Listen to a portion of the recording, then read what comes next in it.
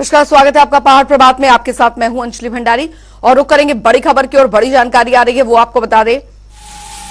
तो बड़ी खबर, बड़ी जानकारी इस बीच आ रही है। बिलासपुर दौरे पर केंद्रीय मंत्री अनुराग ठाकुर। बिलासपुर दौरा केंद्रीय मंत्री का। विकसित भारत संकल्प यात्रा में शिरकत करेंगे। ये इस वक्त की बड़ी और अहम खबर आपको बता रहे हैं। बीजेपी के पदाधिकारियों के साथ भी बैठक करेंगे। ये बड़ी और अहम जानकारी। बीजेपी कार्यालय में कार्यकर्ताओं संग बैठक करेंगे। ये बड़ी खबर आपको बता दें, बीजेपी के पदाधिकारियों के साथ भी बैठक करेंगे अनुराग ठाकुर। तो इस वक्त की ये बड़ी खबर, बिलासपुर दौरे पर केंद्रीय मंत्री अनुराग ठाकुर। विकसित भारत संकल्प यात्रा में शिरकत करेंगे केंद्रीय मंत्री अनुराग ठाकुर। बीजेपी कार्यालय में कार्यकर्ताओं संग बैठक करेंगे। तो बीजेपी के पदाधिकारियों के साथ भी बैठक करेंगे अनुराग ठाकुर। बिलासपुर दौरे पर केंद्रीय मंत्री अनुराग ठाकुर। ये इस वक्त की बड़ी खबर, विकसित भारत संकल्प यात्रा में शिरकत अनुराग ठाकुर करेंगे। बीजेपी कार्यालय में कार्यकर्ताओं संग बैठक करेंगे। ये बड़ी खबर, बीजेपी के पदाधिकारियों के साथ भी बैठक करेंगे। तो बिलासपुर दौरे पर केंद्रीय मंत्री अनुराग ठाकुर, काफी महत्वपूर्ण ये दौरा रहने वाला है अनुराग ठाकुर का। विकसित भारत संकल्प यात्रा में शिरकत अनुराग ठाकुर करेंगे। तो बीजेपी के पदाधिकारियों के साथ बैठक करने का कार्यक्रम उनका रहने वाला है। बिलासपुर दौरे पर केंद्रीय मंत्री अनुराग ठाकुर रहेंगे। विकसित भारत संकल्प यात्रा में शिरकत करेंगे। तो केंद्र सरकार की योजनाओं को जन जन तक पहुंचाने के लिए विकसित भारत संकल्प यात्रा पूरे देश भर में निकाली जा रही है। सुभाष ठाकुर संवाददाता बिलासपुर से हमारे साथ जुड़ गए हैं ज्यादा जानकारी के साथ। सुभाष, विकसित भारत संकल्प यात्रा पूरे देश भर में निकाली जा रही है, वही आज बिलासपुर आ रहे हैं केंद्रीय मंत्री अनुराग ठाकुर।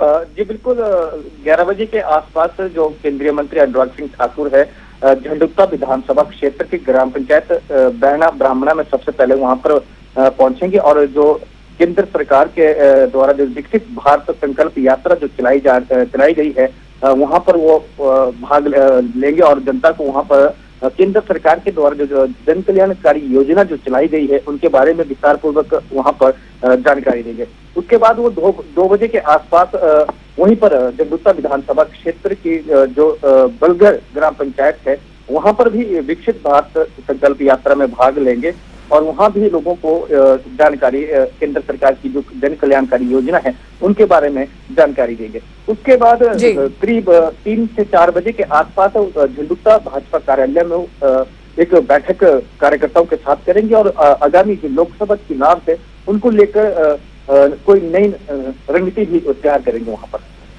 कितने बजे पहुंच रहे हैं वहां पर और तैयारियां क्या कुछ कर ली गई हैं? 11 बजे के आसपास बहना ब्राह्मणा जो ग्राम पंचायत है वहां पर केंद्रीय मंत्री पहुंचेंगे और तैयारियां भाजपा की ओर से पूरी तरह से कर ली गई है। कार्यकर्ताओं में काफी जोश भी है क्योंकि आज केंद्रीय मंत्री अनुराग सिंह ठाकुर हमीरपुर से झंडुता विधानसभा क्षेत्र में वहां पहुंचने वाले हैं। तो वहां पर जो विधायक जीतराम कटवाल है वो वहां पर मौजूद रहेंगे। भाजपा के अन्य और पदाधिकारी भी वहां पर मौजूद रहेंगे। चलिए, बहुत बहुत शुक्रिया सुभाष ठाकुर इस तमाम जानकारी के लिए। तो बता दें, बीजेपी के पदाधिकारियों के साथ अनुराग ठाकुर के बैठक का कार्यक्रम भी रहने वाला है।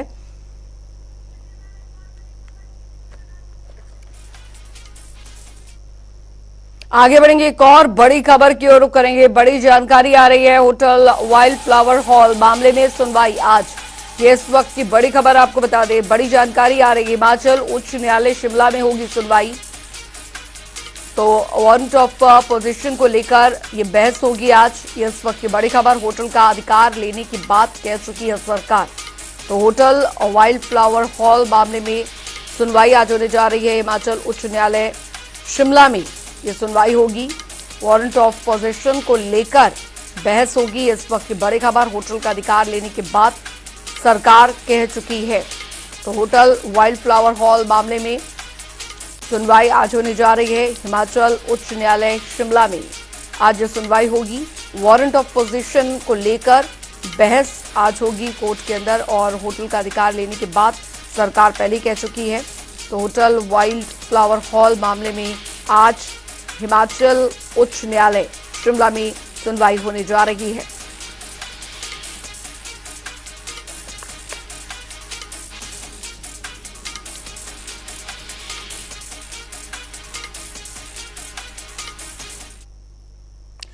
और चलिए फिलहाल वक्त एक छोटे से ब्रेक का हो चला है, फौरन लौट रहे हैं।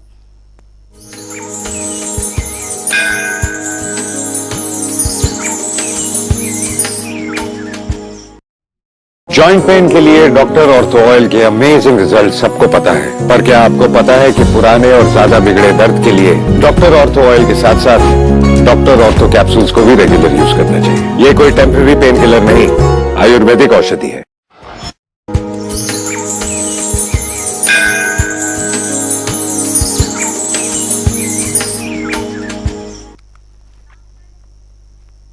ब्रेक के बाद स्वागत है, रुक करेंगे। इस बीच आ रही है एक बड़ी खबर की और बड़ी जानकारी आ रही है नाहन से, जहां पर घुमंतु गुजरों से परेशान लोगों का धरना जारी।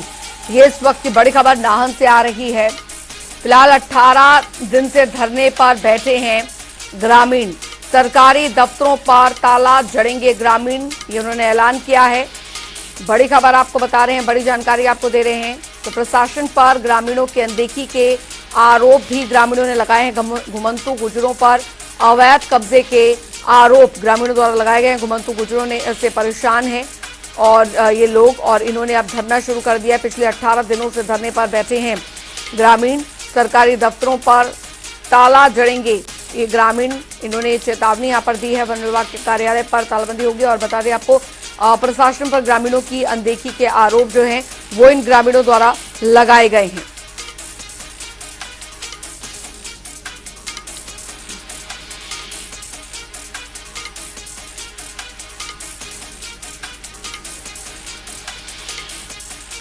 तो नाहन से बड़ी खबर, वन विभाग के कार्यालय पर तालाबंदी करने की चेतावनी यहाँ पर दी है ग्रामीणों द्वारा। प्रशासन पर ग्रामीणों की अनदेखी के आरोप यहाँ पर लग रहे हैं। घुमंतु गुजरों पर अवैध कब्जे के आरोप इन ग्रामीण द्वारा लगाए जा रहे हैं। इनका कहना है कि अवैध कब्जे जो हैं वो यहाँ पर किए जा रहे हैं। 18 दिन से धरने पर बैठे हैं ग्रामीण और सरकारी दफ्तरों पर ताला जड़ेंगे ग्रामीण। इनका कहना है कि अगर प्रशासन ने कोई सख्त कदम नहीं उठाया तो फिर इनका जो प्रदर्शन है वो और भी उग्र हो जाएगा। घुमंतु गुजरों पर अवैध कब्जे के आरोप लगाए गए हैं इनकी तरफ से।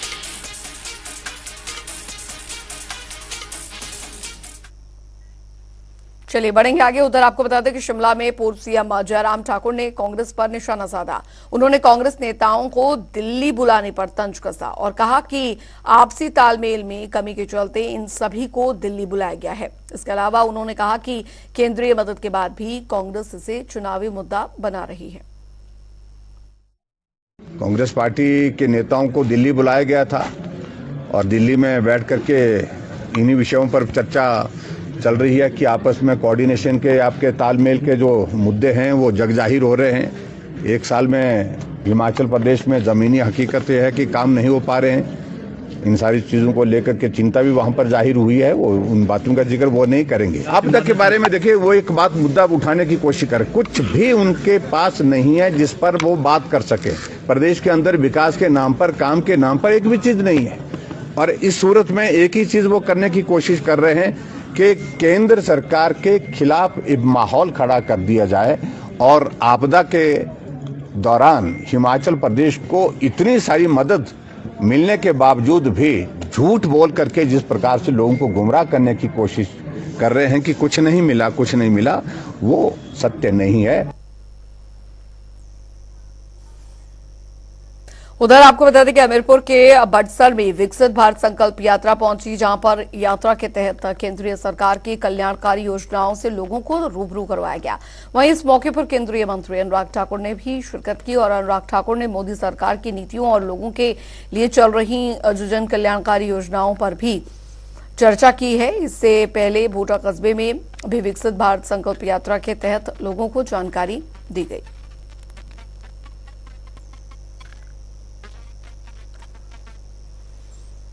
उधर सांसद सुरेश कश्यप ने दरअसल राजगढ़ में प्रेस कॉन्फ्रेंस आयोजित की और उन्होंने कहा कि दरअसल पिछले 9.5 वर्षों में केंद्र सरकार ने जो ऐतिहासिक निर्णय लेते हुए जो काम किए हैं उसी के परिणाम स्वरूप आज हमारा देश पूरे विश्व में अलग पहचान के साथ खड़ा है।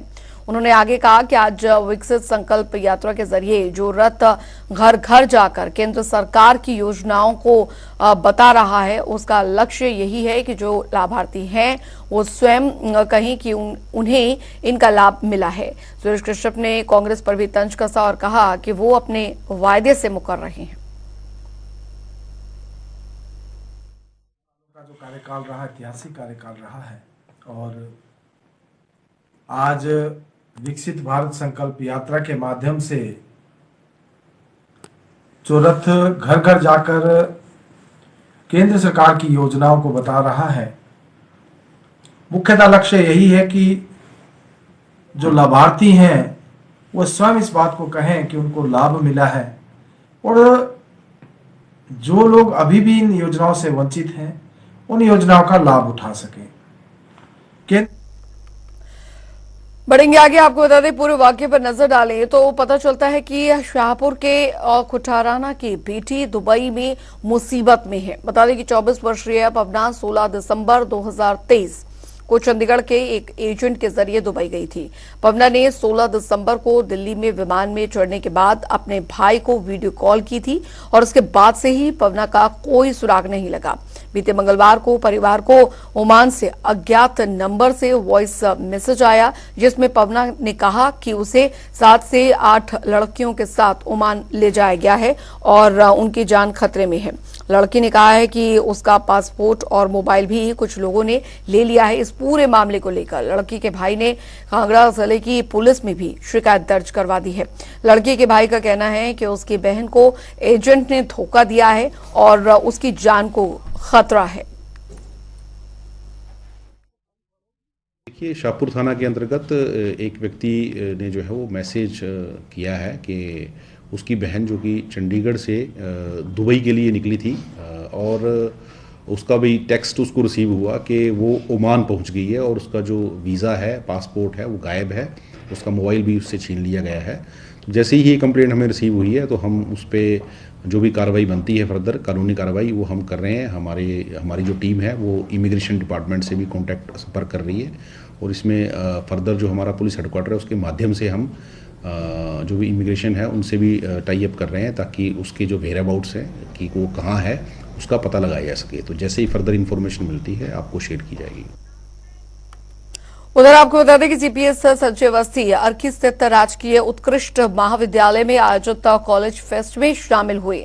उन्होंने महाविद्यालय परिसर में मां सरस्वती की मूर्ति का अनावरण किया। उन्होंने डिजिटल गेट और साथ ही साइबर कैफे का लोकार्पण भी किया। अवस्थी ने 5G नेटवर्किंग तकनीशियन कौशल पाठ्यक्रम का भी यहां पर शुभारंभ किया और इस दौरान उन्होंने कहा कि प्रतिस्पर्धा के इस युग में भविष्य की चुनौतियों को सफलतापूर्वक पार करने के लिए वास्तविक अर्थों में ज्ञान प्राप्त करना बेहद जरूरी है।